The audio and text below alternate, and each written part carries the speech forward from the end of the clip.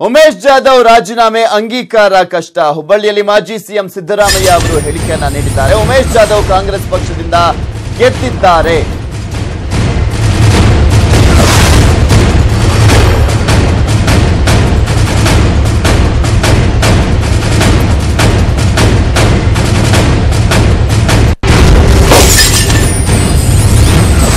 ಉಮೇಶ್ ಜಾಧವ್ ರಾಜೀನಾಮೆ ಅಂಗೀಕಾರ ಕಷ್ಟ ಆಗುವಂತ ಸಾಧ್ಯತೆ ಇದೆ. ಹುಬ್ಬಳ್ಳಿಯಲ್ಲಿ ಮಾಜಿ ಸಿಎಂ ಸಿದ್ದರಾಮಯ್ಯನವರು ಹೇಳಿಕೆಯನ್ನ ನೀಡಿರುವಂತದ್ದು. ಇಲ್ಲಿ ಪ್ರಮುಖವಾಗಿ ಉಮೇಶ್ ಜಾಧವ್ ಅವರು ಕಾಂಗ್ರೆಸ್ ಪಕ್ಷದ ಚಿಹ್ನೆಯಿಂದ ಗೆದ್ದಿರುವಂತದ್ದು. ಸೊ ಹೀಗಾಗಿ ಅವರ ರಾಜೀನಾಮೆ ಅಂಗೀಕಾರ ಆಗೋದು ಕಷ್ಟ. ಈಗ ಆಪರೇಷನ್ ಕಮಲಕ್ಕೆ ಬಲಿಯಾಗಿದ್ದಾರೆ.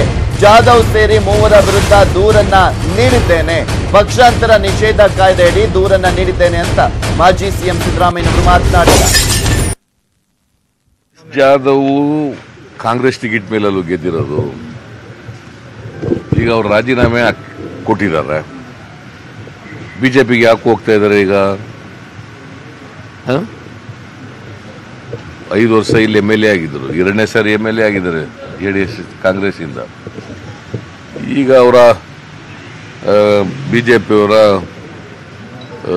ಕುತಂತ್ರಕ್ಕೆ ಬಲಿಯಾಗಿದ್ದಾರೆ. ಇವರು ಆಸೆ ಆಮಿಷಗಳು ತೋರಿಸಿ ಇವ್ರನ್ನ ಎಳ್ಕೊಂಡಿದ್ದಾರೆ. ಆಪರೇಷನ್ ಕಮಲ ಅಂತ ಹೇಳ್ತಾರಲ್ಲ ಬಿಜೆಪಿಯವರು, ಅದಕ್ಕೆ ಬಲಿಯಾಗಿದ್ದಾರೆ. ಆದರೆ ನಾನು ಉಮೇಶ್ ಜಾಧವ್, ರಮೇಶ್ ಜಾರಕಿಹೊಳಿ, ನಾಗೇಂದ್ರ, ಮಹೇಶ್ ಕುಮಟಳ್ಳಿ ಇವ್ರು 4 ಜನದ ಮೇಲೆ ಪಿಟಿಷನ್ ಹಾಕಿದ್ದೀನಿ, ಇವ್ರನ್ನ ಡಿಸ್ಕ್ವಾಲಿಫೈ ಮಾಡಬೇಕು ಅಂತ. ಆಂಟಿ ಡಿಫೆಕ್ಷನ್ ಲಾ ಅಟ್ರಾಕ್ಟ್ ಆಗುತ್ತೆ. ಇವ್ರು 4 ಜನರು ಡಿಸ್ಕ್ವಾಲಿಫೈ ಮಾಡಿ ಅಂತ ಸ್ಪೀಕರ್ ಮುಂದೆ ಪಿಟಿಷನ್ ಹಾಕಿದ್ದೀನಿ. ಆ ಪಿಟಿಷನ್ ಇನ್ನ ಪೆಂಡಿಂಗ್ ಇದೆ, ಇನ್ನು ಇತ್ಯರ್ಥ ಆಗಿಲ್ಲ. ಇದ್ರ ಜೊತೆಗೆ ಸುಪ್ರೀಂ ಕೋರ್ಟಲ್ಲಿ ಒಂದು ಪಿಟಿಷನ್ ಇದೆ. ಯಡಿಯೂರಪ್ಪ ಚೀಫ್ ಮಿನಿಸ್ಟರ್ ಆದ ಸಂದರ್ಭದಲ್ಲಿ ಸುಪ್ರೀಂ ಕೋರ್ಟ್ಗೆ ಒಂದು ಪಿಟಿಷನ್ ಹಾಕಿತ್ತು, ಅದು ಪೆಂಡಿಂಗ್ ಇದೆ. ಇನ್ ದಿ ಮೀನ್ ವೈಲ್ ಇವೇನು ಇತ್ಯರ್ಥ ಆಗದೇನೆ ಅವ್ರ ರಾಜೀನಾಮೆ ಅಕ್ಸೆಪ್ಟ್ ಆಗಕ್ಕೆ ಸಾಧ್ಯ ಇಲ್ಲ ಕಾನೂನು ಪ್ರಕಾರ. ಉಮೇಶ್ ಜಾಧವ್